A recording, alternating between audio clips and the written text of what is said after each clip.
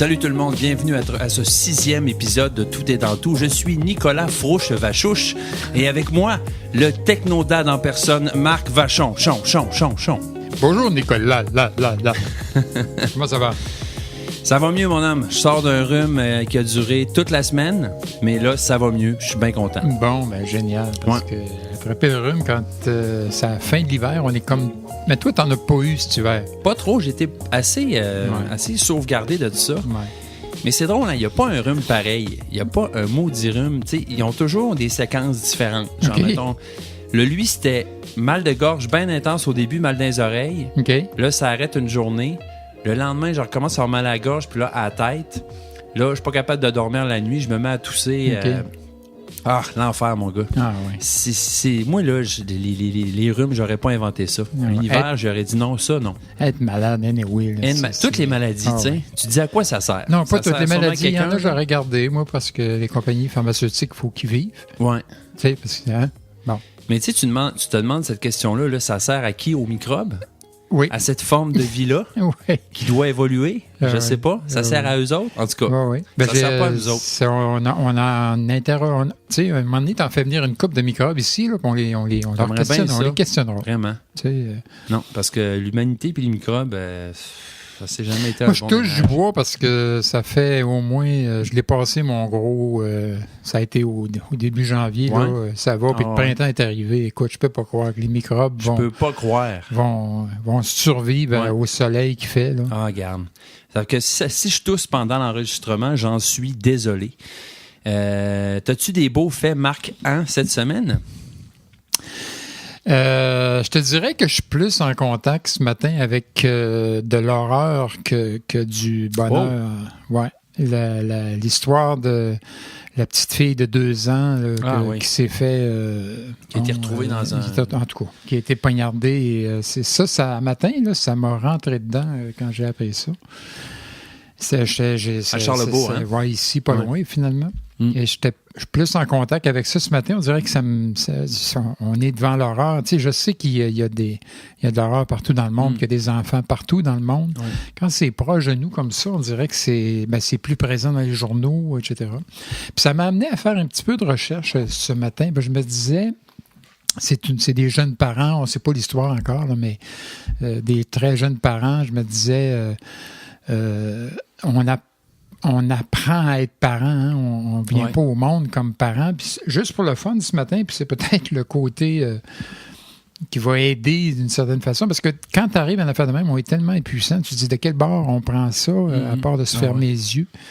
Puis j'ai trouvé ce matin qu'il y avait ici à Québec, à Montréal et au Manitoba aussi, un service qui est gratuit, qui s'appelle les 3P. C'est le programme de pratique parentale positive, finalement. Ça fait 4P, là.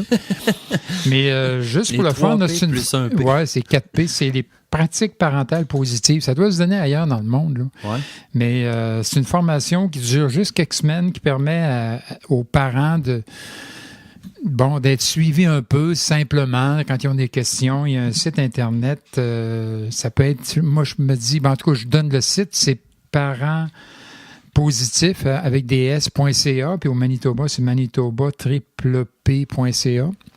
Je me dis, c'est la seule affaire qu'il nous reste à faire devant une affaire de même. Qu'est-ce qu'on fait? Ce site-là, il fait quoi exactement? Il aide les parents. C'est des parents. Ben, tu le sais, hein, t'es un jeune parent. Ouais. On est dépourvus. Je l'étais, moi aussi. On vient pas au monde, parents. Non. Fait que ça, je te dirais que dans mon actualité, là, ce matin, ça m'a fait paf! C'est pas le plus belle affaire. Si je mets ça du côté positif, c'est la température. Oui. Mais sinon... C'est correct, Moi, toujours essayer de dire toujours le positif, à un moment donné, on finit par se mentir à soi-même. Moi, je suis pour ça, de dire ça va bien, non, ça va pas, OK, qu'est-ce qui va pas? Oui, exact. Mais tu vois, ce matin, hier soir, j'ai dit à mon gars, j'ai dit, Florian, ça veut dire que c'est la première fois que c'est la première fois que j'ai un petit garçon de ton âge? Oui, c'est vrai. Hein? Fait que j'apprends en même temps que toi à avoir un petit gars comme toi. Fait que ça se peut que des fois... Comment il a réagi? Il a réagi très sérieusement, mais il a fait « OK, papa, ouais, je comprends. » C'est bon, hein? Ouais. Mais c'est vrai, on n'a aucun manuel, tu sais. Puis plus ça va, on peut pas s'habituer parce que l'enfant évolue, l'enfant grandit, puis tout d'un coup, tu te retrouves avec un enfant de 6-7 ans, puis tu vas, c'est la première fois que j'ai un enfant avec ses préoccupations. Puis, c'est tellement vite passé le temps où on est parents. Je parlais de ça avec Marie-Ève, on se disait... on n'est plus parents là, à cette heure, tu sais, on est parents, bon, tu sais ce que je veux dire, nos enfants sont grands, mais on n'est plus parents, tu sais, c'est très vite passé ce temps-là.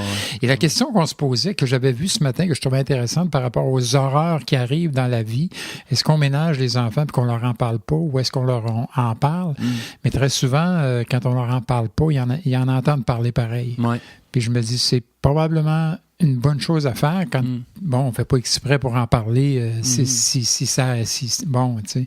Mais si ça arrive, si l'enfant a des questions, si c'est proche, c'est pas mauvais d'aborder ça avec lui puis d'essayer de lui dire, ben regarde, il y a des parents qui ont de la misère avec leurs enfants.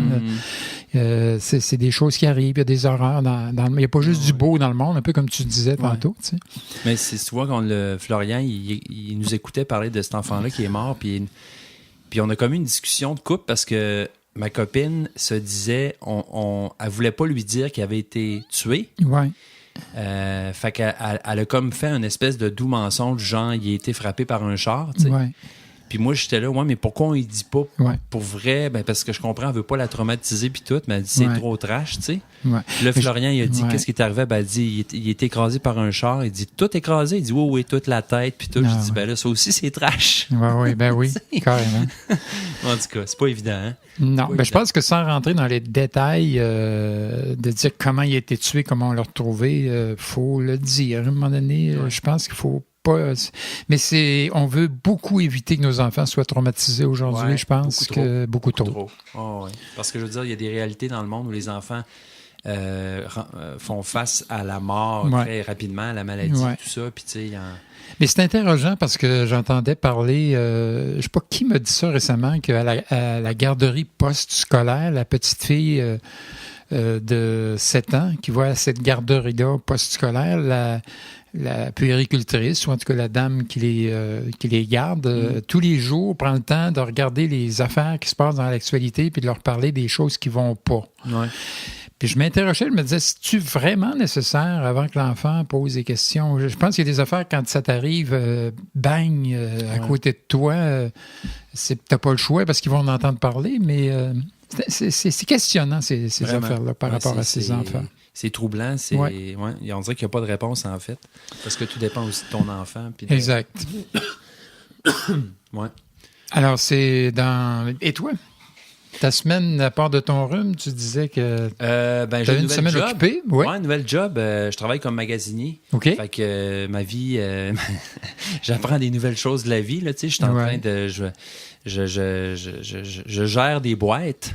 Puis je gère des cahiers, du matériel. Je suis dans un entrepôt. Je vais avoir un cours de monte-charge cette semaine. Écoute, la nouvelle vie, living the dream. Mais non, c'est bien le fun. Je fais ça pendant quelques semaines. Là, je remplace un gars qui est parti pour son congé parental. Puis, sinon, c'est pas mal ça. Moi, c'est ça. C'est une job, on appelle ça une job d'appoint. Une job d'appoint. Une job de subsistance. Vraiment. C'est le genre de truc que je ferais pas toute ma vie, mais en même temps, j'apprécie le côté... humain, tu me disais, je pense. Hein? Humain, la gang là-bas est super gentille, super cool. Puis le côté monastique ou très... pratique de la chose, tu sais. C'est quelque chose de très... très simple à faire, mais en même temps qui demande toute ta concentration. Fait que, les journées passent super vite, puis tu n'as pas à te creuser la tête. Là, c'est un côté que j'aime, ça, dans un travail, c'est ça. Fait que, non, j'imagine que je vais... Oh, on a nos cafés ici servis. Tasse péruvienne. Merci, par Marie. Merci, Marie. Ma maman est la blonde de Marc. Elle n'a pas l'habitude de servir le café, mais ce matin, on s'est dit, il me semble que ce serait cool que tu arrives et que tu viennes nous apporter le café. On va en faire une habitude, c'est le fun. Puis elle a pensé nous mettre ça dans des tasses du Pérou, parce que c'est bizarre, c'est un café du Pérou qu'on a mais il ne faut pas en parler tout de suite. Non, il faut non. Alors, j'ai rien dit. Oui, c'est bon, on a reculé. Puis une autre anecdote. Un matin, tu ne croiras pas à ça. J'allais mettre mon linge dans la laveuse.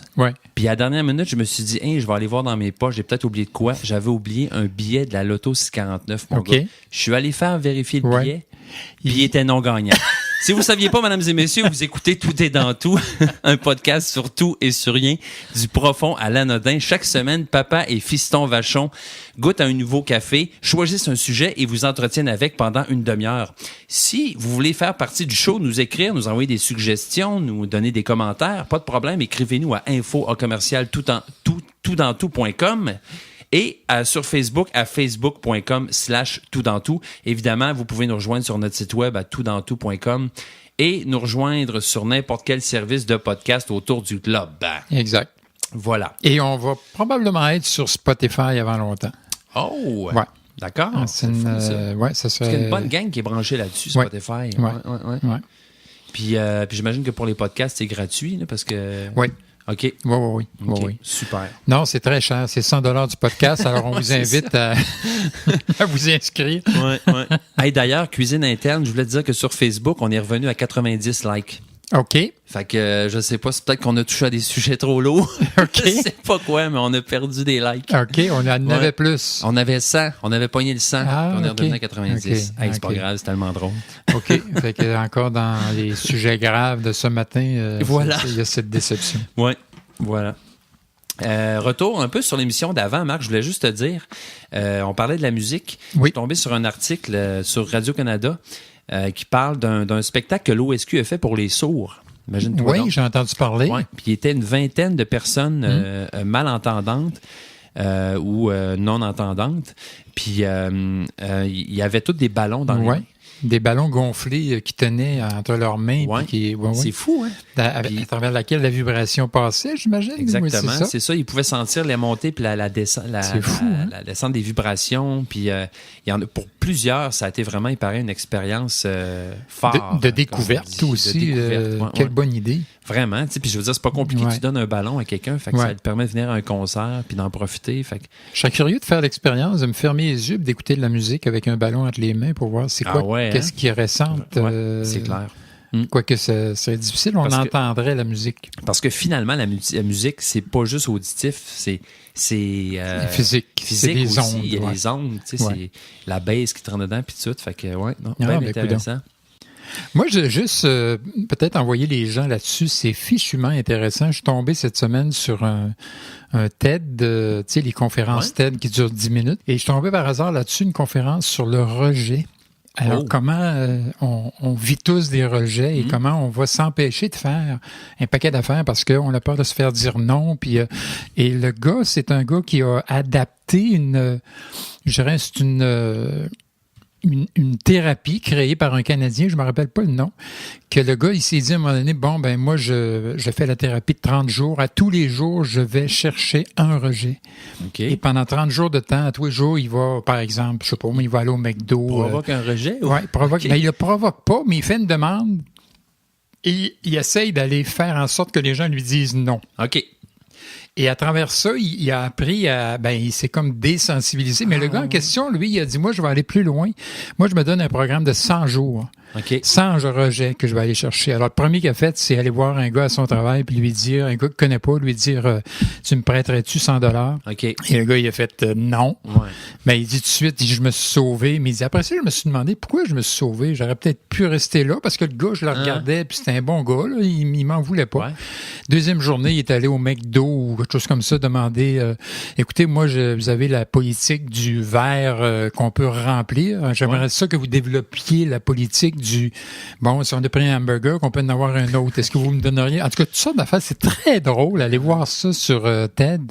Okay. Et le gars, il a acheté les droits, puis finalement, il a appelé ça la rejection therapy. Okay. Et c'est vraiment intéressant, très humoristique, de te désensibiliser et d'apprendre sur toi, parce qu'il disait, en moi, il y a l'enfant de 6 ans, à un moment donné, qui s'est fait humilier, puis qui, à cette heure, quand il arrive pour faire de quoi, il y a ce petit bonhomme-là qui sort.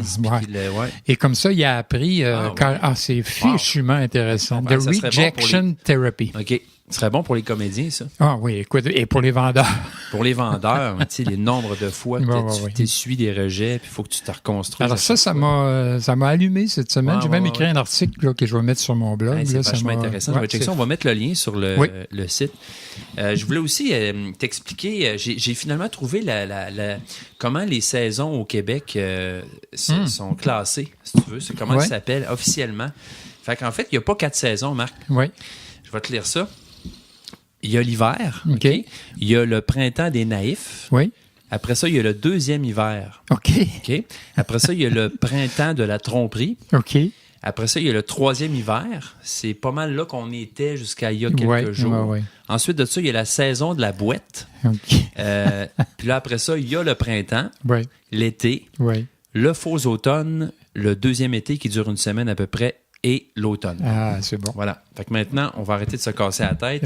Chercher pourquoi. Ouais, on ne dira pas l'hiver. C'est juste qu'il y en a 3. Exact. Il y a 3 hivers puis 4 printemps. Ouais. Le deuxième été, c'est l'été des Indiens ici qu'on dit. C'est ça. Ouais, c'est intéressant. Ça met des distinctions sur cette potence de température qui finit plus de... Fait qu'on passe au café, je pense qu'on est rendu là. Tu sais que c'est la journée de la Terre demain, ou en tout cas ces jours-ci. Ça a aucun... c'est un hasard, là, cette semaine, quand je suis allé chercher... De la Terre, planète. Okay. C'est ça, c'est partout dans le monde. On fait... bon. Et j'ai pris un café biologique cette semaine. C'est un hasard parce que quand j'ai vu ça, mais après ça, j'ai appris que c'était la journée de la Terre. Alors, c'est un café du Pérou. Qui est affichement bon. Je le goûte là pour la première fois. Il est franchement très bon. Il n'est pas insipide. Au contraire, je dirais qu'il est assez... il est corsé, finalement, ce café-là. Mais ça dépend toujours de la torréfaction qu'on a faite, finalement. En tout cas, c'est un mi-brun. OK. Je sais pas si c'est parce que tu as dit terre, mais je trouve qu'il y a quelque chose de... De terre? Mais moi, je suis super influençable, là. Mais il y a quand même quelque chose de terrien, non? Alors, c'est pour ça les tasses péruviennes faites par un artisan en poterie que j'étais allé voir là-bas. Tu sais que le café, le Pérou, c'est le leader dans le monde des producteurs de café biologique. Je savais pas. Okay. Et une autre affaire, cette semaine, on pourrait en parler des heures, mais j'ai écouté un reportage à la télévision sur les milliards de tonnes de pesticides qui se mettent dans le monde entier. C'est assez épeurant. Tu te dis, OK, je passe au bio tout de suite. Boy. C'est épeurant, là. Ah non, mais le café bio, celui-là, il est fait dans des micro-lots qu'ils appellent des petits endroits. OK. Alors, il n'y a pas de pesticides, pas de produits chimiques. Ils cultivent dans des petites terres où il y a des arbres de la forêt vierge mêlés au caféier. Tout est ensemble. Au lieu de raser, là, puis de planter, puis une fois que c'est fini, on re-rase un coin de l'Amazonie, puis on replante. Les autres, ils mettent ça vraiment autrement dit, ils tiennent compte un peu de la nature, puis ils peuvent toujours reproduire ça au même endroit. Alors, c'est cueilli à la main. Mais la grande interrogation que j'ai eue, c'est comment ça se fait que le café bio est pas plus cher que ça? Ben ouais, écoute, il est même moins cher qu'un autre que j'ai acheté. Okay. Et j'ai compris que pour vendre le café, il y a un prix plancher finalement qui est fixé. Okay. Sinon, ces gens-là ne pourraient pas le vendre. Alors, ils les obligent à vendre tel prix, au même prix que les autres, alors qu'ils coûtent beaucoup plus cher. C'est pas étonnant qu'il y ait un paquet de producteurs là-bas qui se disent à un moment donné, écoute, moi, je passe à la production ordinaire parce que je veux vivre. Alors, les producteurs vont se lancer dans la production traditionnelle. Mais ça, c'est faire une courte histoire à côté là, du bio. Faut être convaincu. Pour faire du bio, je vais te dire, il faut quasiment avoir c'est quasiment une mission, là. J'ai vu une vidéo, justement, par rapport à ça. C'est une fille qui cueille des raisins, je pense, dans l'Ouest. Puis, elle monte ses mains à l'écran. Puis, c'est dégueulasse. Elle a les mains toutes sales, grises, comme. Puis, elle dit, avant, je travaillais dans un endroit bio. Puis, j'avais les mains propres. Puis, maintenant, regardez ça, là, c'est des insecticides. Elle dit, lavez vos fruits. Lavez vos fruits. Mon gars, c'est incroyable. Là, c'est des mains complètes, comme si ça avait mis les mains dans la vase, puis c'est de l'insecticide. Ça, c'est...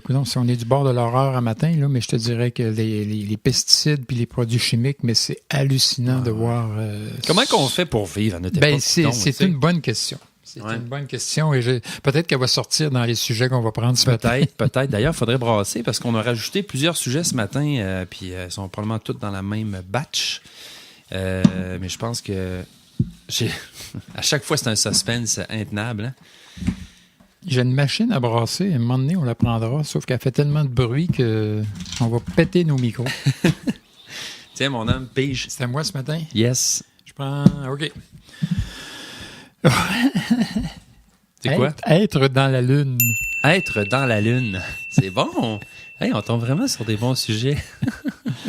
OK. Attends un petit peu, là, pendant que tu réfléchis. Être dans la Lune. Dans le fond, c'est être distrait. Ce qui me vient à l'esprit, c'est-tu quoi? C'est... je suis pas très dans la Lune, moi. C'est pas quelque chose qui va m'arriver. Non. Mais Marie, c'est drôle, ta mère, j'aurais cru ça. Pas vraiment. À l'école, plus jeune, non, jamais? Non, je suis assez facilement distrait par ce qu'il y a autour. Fait qu'il y a toujours de quoi qui me ramène. OK.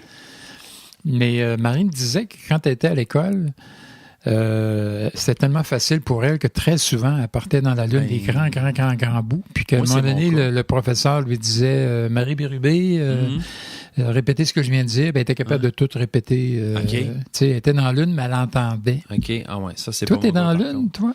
Ben moi, je veux dire, au primaire, on m'appelait Nicolas la Lune, t'imagines? Sérieux?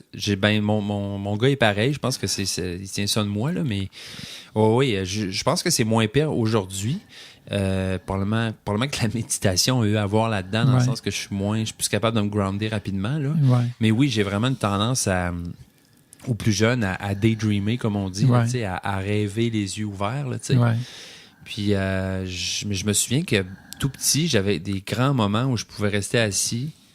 Mais je sais pas si je partais dans ma tête ou si je faisais juste observer un truc puis être fasciné par ça puis rester des minutes de temps à observer le même truc. Parce que je me souviens que... Ouais, ça, je me rappelle de toi. Comme une photo de moi assis dans le cours. Je me souviens qu'on avait une clôture en bois comme... Tu sais, les planches sont comme intercalées, comme Puis quand les autos passaient de l'autre côté de cette clôture-là, ça faisait un jeu d'ombre. Ouais. Puis moi, juste ça pouvait me satisfaire pendant vraiment longtemps. Je pouvais regarder. Et tu vois, ça. là, t'étais pas dans l'une, t'étais pas dans ta tête, J'étais pas dans l'une, j'observais un truc, là. C'est ça, on te voyait souvent faire ça, un arrosoir qui bougeait, puis tu pouvais rester à le regarder longtemps. Ouais. Je pense que dans l'une, c'est ça, c'est quand tu t'es partir dans sa tête. T'es plus là. Ouais. T'es plus là. Puis ça, moi, beaucoup, mais tu sais, aussi, la technologie, quand ça rentre là-dedans, mais là, c'est pas que t'es dans ta tête, t'es rendu dans ta technologie. Oui, mais c'est ce que j'allais dire aujourd'hui. Mais c'est le même résultat dans le sens que t'es pas là. Ouais. Puis ça, moi, je suis au courant, là, puis probablement qu'il y a plein de gens qui se reconnaissent là-dedans, mais moi, j'ai cette tendance-là à partir dans ma tête, je sais pas si c'est à cause de l'imagination, je sais pas quoi, mais tu sais, justement, tantôt, là, ça m'est arrivé, j'étais allé... belle anecdote, mais j'étais allé me chercher des cafés au McDo parce qu'on n'avait plus de café. Et oui, c'est arrivé ce matin, un samedi matin, on s'est levé, pas de café. J'étais allé chercher des cafés au McDo. Je reviens chez nous, je me mets à réfléchir dans le char au podcast qu'on allait faire aujourd'hui. Puis en arrivant chez nous, j'ai réalisé que mes trois cafés étaient renversés sur le banc à côté. Je m'en suis rendu compte en arrivant chez nous. Ouais. Fait que j'étais pas là, tu sais. Je conduisais, puis ça, c'est particulier aussi, tu sais, être dans la Lune en conduisant. Parce que ça se peut. Oui, beaucoup. Parce que tu arrives. Oui, ça m'arrive. Tu arrives à destination, tu n'as aucun souvenir d'avoir passé par là, mais tu t'es rendu. Tu sais, c'est incroyable. Mais... Surtout les chemins qu'on fait souvent. Ouais. Tu sais, ou l'autoroute, finalement, aller à Montréal. Moi, il y a des grands bouts que j'échappe. Oui. Mais dans le fond, ça viendrait dire que c'est peut-être mon cas. Moi, la Lune, je vais peut-être partir là lorsque la réalité n'est pas assez stimulante. Mm-hmm. Alors, dans ce temps-là, c'est sûr que tu t'en vas, tu sais. Mais pour moi, c'est très rare. Dans une conversation, jamais je vais partir. Non, OK. Moi, mais je le sens quand la personne part. Ouais. Ah oui, ça se voit tout de suite. Ouais. Ah oui. Mais moi, ça, c'est un truc qu'il faut que je me check aussi. Moi, vraiment que la conversation m'ennuie. Ouais. Faut que je fasse un effort. Ouais. Parce que sinon, je vais me mettre à réfléchir à la stratégie pour m'en aller ou ou je me mets carrément à penser à d'autres choses ou à ce qui va m'arriver après ou ce que je vais dire après puis j'écoute plus. T'sais. Mais tu vois, partant de l'hypothèse que peut-être des fois on part parce que la réalité est moins stimulante, le téléphone, je trouve aujourd'hui, le smartphone nous empêche beaucoup d'aller dans la Lune. Tu pars pas dans la Lune là, quand tu fais ça. C'est un peu plate. On prend notre téléphone puis on gosse là-dessus pendant un grand bout. Ouais. Mais il y a une autre réalité, Nicolas, aussi. C'est à toutes les 90 minutes ou à peu près, on est... tu sais, la nuit, on rêve. On part, il y a différentes phases de sommeil. Et on rêve à toutes les... Bon, on a des cycles de 90 minutes, en fait. Mais ces cycles-là, on les a dans le jour aussi. OK. Et ça se peut, des fois, qu'on parte dans la Lune, tout simplement parce qu'on est dans une phase où on est un peu comme la nuit, si tu veux. On a besoin de sortir. Ouais. On a besoin de sortir en dehors un peu du monde. Bon, il y a des gens qui vont carrément s'arrêter pour aller faire une sieste, là, mais tu peux pas faire ça à tous les 90 minutes. Il doit y avoir un peu de ça aussi. Ouais. Mais ce dont tu parles, c'est plus que ça. C'est quand c'est dol, je m'en vais. Mais je pense que les grands créateurs... En même temps, tu vois, cette semaine-là, tu sais, je veux dire, c'est un travail que je fais qui est très... C'est aride, je veux dire. Mais je suis pas tombé dans la Lune une fois parce que j'ai besoin de toute ma concentration, tu sais. Fait que quelqu'un me parle, tu sais, puis en même temps, je sais, c'est une première semaine, t'es tout en train de tout apprendre, fait que j'avais pas le temps de tomber dans la Lune, tu sais. Mais en fait, je pense que c'est peut-être lié à l'ennui. J'ai l'impression. C'est sûrement. J'ai l'impression parce que si on va dans un nouveau pays visiter, on ne sera pas dans la Lune. Non, on rencontre quelqu'un pour la première fois, tu n'es pas dans la Lune. Tu as un job là, que tu commences cette semaine, tu n'es pas dans la Lune. Tu ne peux pas vraiment être dans la Lune, c'est ça. Mais il y a des tempéraments, je suis convaincu, moi, parce que... Tu es sur scène, par exemple, comme comédien, tu ne peux pas vraiment tomber dans la Lune. Je veux dire, c'est à moins vraiment d'être super, comme une machine. Ben, si ça arrive, c'est que tu as un blanc de mémoire. Si ça arrive, c'est que tu n'es pas là, c'est signe que tu n'es pas là. Tu as un blanc. Blanc. C'est clair. C'est peut-être ça, les blancs. Ça a une espèce de bulle au cerveau de « Hein? Il est où mon texte? » tout d'un coup. C'est comme un moment où j'étais plus concentré sur ce que je faisais. T'aimes ça être dans la Lune?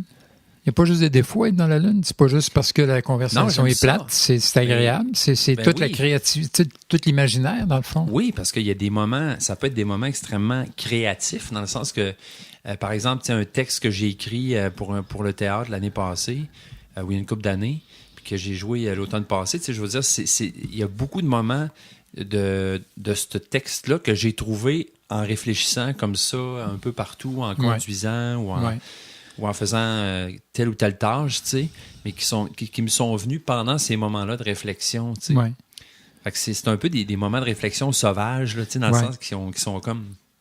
qui sont pas... Mais j'ai l'impression que les nouvelles idées viennent souvent à des moments où on est... où la tension, ou en tout cas le niveau d'éveil est un peu entre deux. Tu sais, qu'on est un... Moi, ça m'est arrivé souvent de conduire, puis... on va des grands bouts où il n'y a rien, mais tu reviens, puis il y a une nouvelle idée. Tu sais pas trop où ton esprit est allé, mais il y a comme de quoi... c'est sûr qu'on est à quelque part. As-tu eu des mauvaises aventures du fait d'être dans la Lune? Eh boy, oui. Tellement. C'est vrai? Ah, vraiment. Des oublis, des distractions incroyables. Là, je pense que la pire affaire, ça a été d'oublier un char. Là. OK. Ton char. OK. À l'université, j'avais emprunté ton char. Tu te souviens-tu de ça? Vaguement. T'es revenu en bus? J'étais revenu en bus. OK. Puis là, ma copine de ce temps-là m'avait appelé pour me dire t'étais pas venu en auto, toi? Ah ouais? Je me rappelais plus. Fait que j'avais carrément... Mais c'est parce que ça aussi est lié au fait que tu répètes tellement la même affaire qu'à un moment donné, il y a un petit changement, puis tu le registres pas, là, tu l'enregistres pas. Fait que cette fois-là, c'est ça qui est arrivé. J'étais habitué de toujours revenir en bus. Je te revenais en bus, puis là, j'avais oublié mon char. Puis t'étais dans tes pensées. Probablement, tu sais. Oui, mais non, je pourrais. J'ai pas une bonne mémoire sur le coup comme ça, là, mais je pourrais en lister des dizaines et des dizaines là, de mes aventures qui me sont arrivées à cause de distraction. C'est ça, c'est la distraction. Dans le fond, quand on est distrait, on est dans la Lune, ou en tout cas, on est dans nos pensées. Mais moi, c'est une des raisons principales pour lesquelles j'ai commencé à méditer il y a une dizaine d'années. C'est à cause de ça. C'est beaucoup à cause de la technologie, puis de tous ces trucs-là qui nous enlèvent au moment présent, puis qui deviennent addictifs. Le bruit constant que ça amène dans notre tête, puis tout. Puis aussi, ça, c'est cette manie-là que j'ai d'être distrait souvent, d'oublier des affaires, de perdre mes affaires. J'ai tellement perdu de trucs, de mitaines, d'argent, de porte-monnaie, c'est rendu, quand je perds quelque chose maintenant, mon deuil est déjà fait. Ouais. Parce que j'ai Avant tellement même. perdu. Je fais, bon, celui-là, il a duré 2 ans. Ouais, comme tes cafés qui ont ton chocolat chaud qui a renversé un matin, ça t'a vite passé à dire, bon, ça me ressemble. J'étais vraiment fâché parce que, je veux dire, ça m'a coûté 10$ de café. Puis, en tout cas, mais après ça, je fais, bon, qu'est-ce que tu veux? C'est un accident, c'est un accident. Mais en tout cas, je serais curieux de savoir si c'est inné ou si c'est juste une mauvaise habitude. Ouais. Mais du plus loin que je me souvienne, j'ai toujours été distrait. Ouais. Mais la méditation, je fais de la publicité pour ça, là, mais pour moi, ça a été vraiment, vraiment bénéfique. Parce que la méditation, c'est un peu comme, à mon sens, un entraînement, comme si tu vas au gym. Ouais. Tu en fais un peu à chaque jour, puis à un moment donné, la différence commence à apparaître. Puis moi, ça a été ça. Au bout de quelques mois, j'ai réalisé que, 1, j'étais plus présent quand quelqu'un me parlait. Ouais. 2, j'avais moins d'oubli, moins de distractions. 3, je pouvais être concentré pas mal plus longtemps sur un... Allô, Caroline? Oh! La grande visite. Je pouvais être concentré pas mal plus longtemps sur un truc, lire un livre, je pouvais lire plus longtemps. Des affaires comme ça, tu sais. Ouais. Fait que, puis d'après moi, excuse-moi, Caroline, je vais t'enlever parce que... Est-ce que... le fait d'être dans la Lune, ou le côté négatif d'être dans la Lune, en tout cas, il était moins présent dans ma vie à partir de ce moment-là. Mais dans le fond, la méditation t'a rendu plus présent au moment, puis tu dis, je suis moins distrait tout le temps par le téléphone ou des affaires comme ça, bien que c'est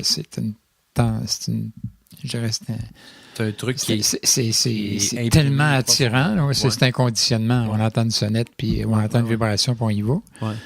Mais j'aime les échappatoires aussi, tu sais, je veux dire. Ouais. Quand j'étais jeune, j'aimais Donjons et Dragons, j'aimais partir dans mon imagination. Aujourd'hui, j'aime les jeux vidéo, j'aime lire, j'aime les univers autres, tu sais, j'aime ça m'échapper. Puis, tu sais, je sais que ça peut être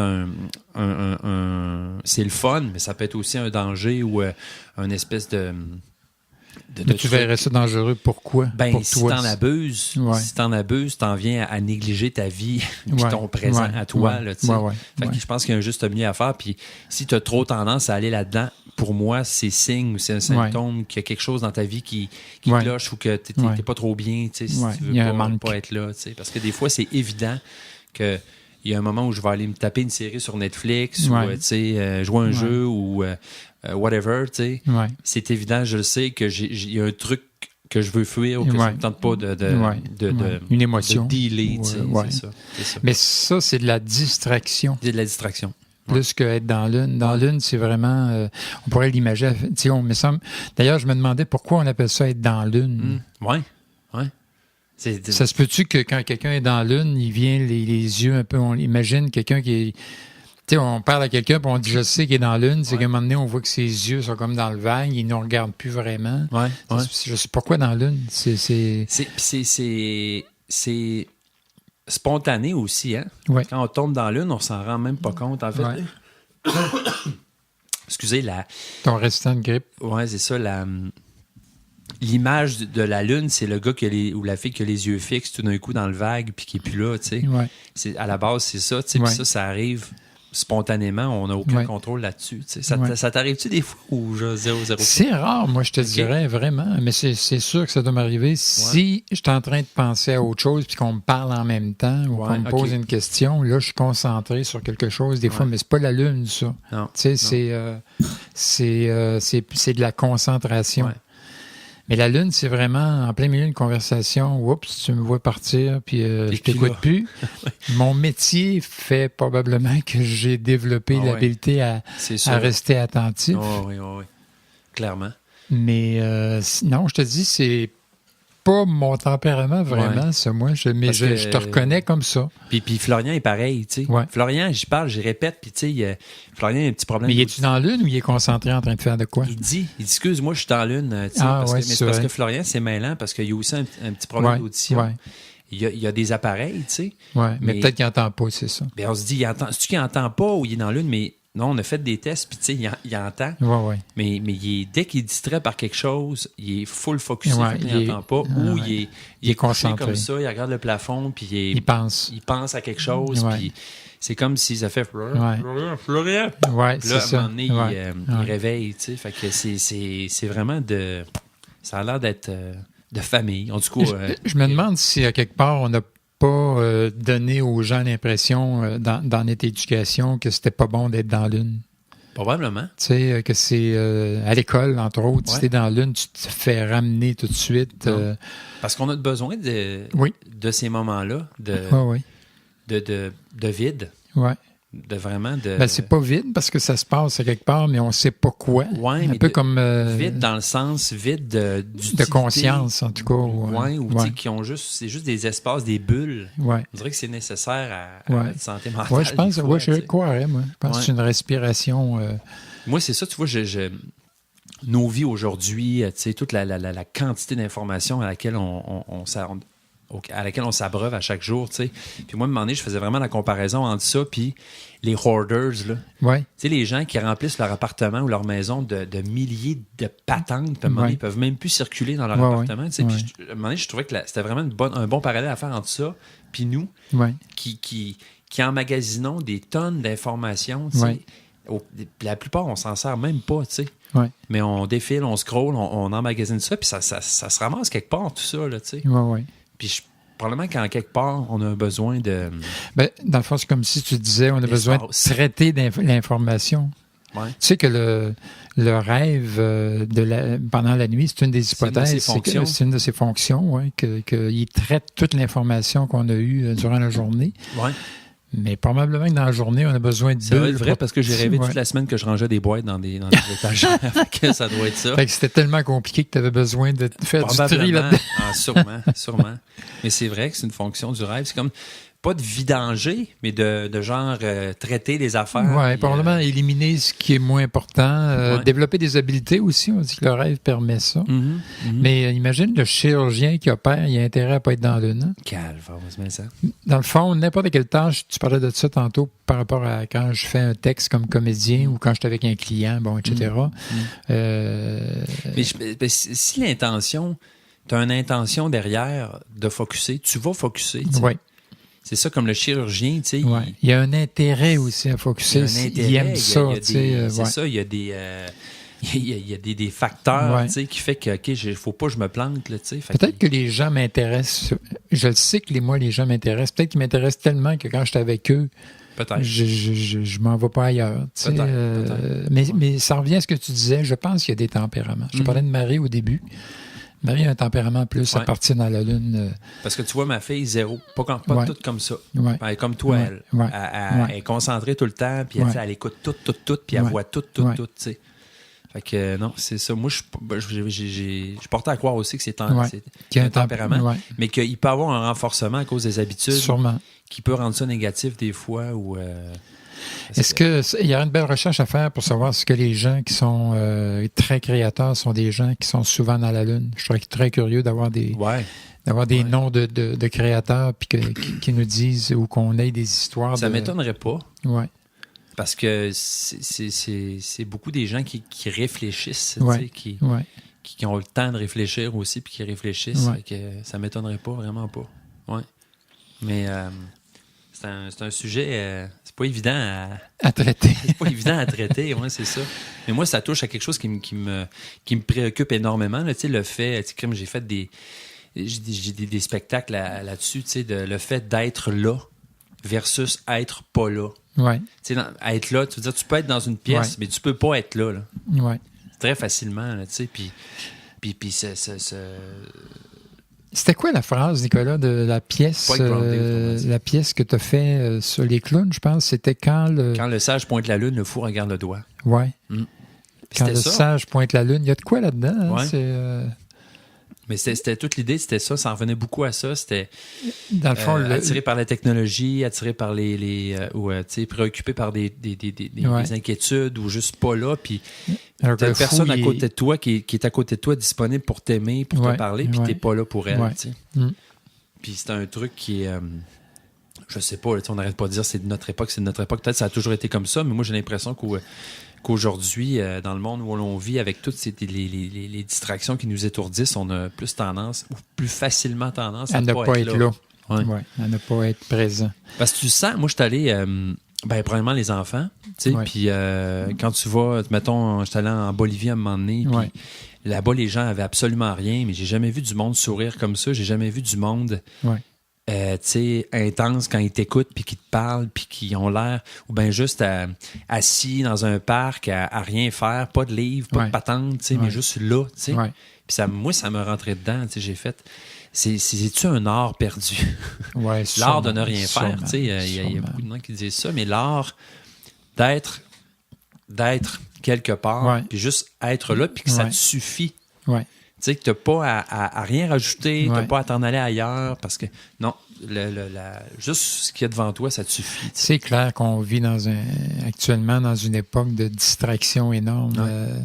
J'écoutais encore cette semaine quelqu'un qui parlait de réalité virtuelle et d'hologramme, qui parlait de l'avenir, qui disait que dans l'avenir, on va regarder notre âge actuel d'utilisation, d'être toujours sur un écran, derrière un écran, etc. Il dit, on va trouver ça archaïque, ça n'a pas de bon sens. Il dit c'est comme des gens qui tombent avec une nouvelle réalité, puis on est comme des enfants là-dedans, mais il dit en même temps, on est toujours dans le 2D, dans 2 dimensions.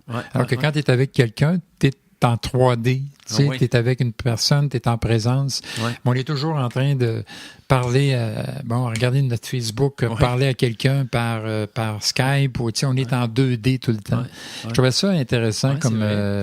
C'est vrai. D'ailleurs, maintenant, ça arrive souvent qu'une personne que tu connais juste en 2D, tu finis par la rencontrer en 3D, puis tu fais « Ça m'est arrivé, moi, l'automne passé, tu sais. Un ami avec qui je discute souvent, salut David Leblanc, puis j'avais juste vu son image tout le temps, tu sais, on discutait énormément sur plein de trucs, mais puis finalement, il est venu à un show, je l'ai comme rencontré en personne, puis ça m'a vraiment pris un bon 3 secondes et quart de placer le visage sur le corps, puis de le voir en 3D, puis il y a eu comme un clash, tu sais, mais ça arrive souvent maintenant, ça. Tu vois, c'est une belle illustration dans le fond. Ouais. Il n'y aura pas là-dedans parce que c'est pas le thème, là, mais on pourrait se demander, OK, si on n'est plus en 2D, on va être en 3D comment? Mais lui, il parlait, le gars, c'était un gars qui travaille chez Microsoft, puis il parlait, il disait qu'on va être beaucoup avec les hologrammes qui vont nous enrichir l'environnement, puis ça va être plus une expérience, alors que là, on est... Mais c'est vrai, quelque part, qu'on est... si on s'en va dans la Lune, justement, puis qu'on regarde ça, puis qu'on verrait tous les gens derrière un ordinateur, ou avec un téléphone, ou avec une tablette. Partout. Moi, je regarde les jeunes descendre de la police ici, en haut. Il y en a qui descendent en riant, en ayant du fun, mais t'en as un paquet... seuls, souvent, qui descendent avec, puis ils vont se péter la gueule. À un moment donné, ils sont sur leur téléphone ou dans une salle d'attente. Bon, je peux pas blâmer ça, je le fais. Moi, des fois, je le fais. Je suis assis à côté de mon poêle. Je dis là, je vais passer 20 minutes à côté de mon poêle juste à regarder mon poêle. Puis ça, j'avoue que regarder mon poêle pendant 20 minutes, j'aime mieux regarder mon écran. Oui, mais c'est ça. Je veux dire, il y a des moments où juste, mettons, aller aux toilettes, ou des moments où normalement, tu fais rien. Puis j'ai tendance, des fois, à amener la machine. Puis je fais là, tabarnache. C'est de la surstimulation. C'est qu'on devient extrêmement bon là-dedans. Comme dans n'importe quoi, plus tu le fais, plus tu es bon. Fait qu'on devient bon dans la distraction. Puis là, c'est tellement accessible tout le temps que ça en est capoté. Fait que tu vois, la question qu'on pourrait se poser, c'est est-ce que être dans la Lune, c'est pas en train de se perdre? Peut-être. Oui. Parce que ces moments-là qui étaient possibles de tomber dans la Lune, là, on peut plus. On peut plus. Oups! Excuse-moi, Nicolas, j'ai un message. OK, c'est correct, je vais te prendre tantôt. Mais c'est ça, tu vois, tu parles de virtuel, puis tout, puis tu sais, ils disent que la technologie, c'est toujours là pour nous faciliter la vie. Mais tout le monde le sait, ça, mais il y a tellement un espèce de drawback à ça, il y a tellement d'effets secondaires, puis tu sais, ça nous facilite-tu la vie ou ça nous la complique-tu, tu sais? Parce que le virtuel, la réalité augmentée, c'est comme si on veut toujours augmenter à la vie. Alors que la réalité toute nue, tu sais, devient inintéressante et complètement passée. Pas suffisante. Tu sais, fait ça instaure un rapport à la réalité vraiment particulier, tu sais. Puis moi, c'est ça, je me compare à moi juste il y a genre 20 ans, tu sais, puis je suis sûr que le gars de 20 ans me ferait tabarnache, mon gars, t'es tellement tout le temps dans tes affaires, tu sais, mais qu'avant, c'était pas disponible, tu sais. Bref, beau sujet. Oui, beau sujet. Mais excuse-moi, je suis en train de partir dans la Lune. Non, sérieux, moi, ça m'arrive pas. Mais je vais être distrait.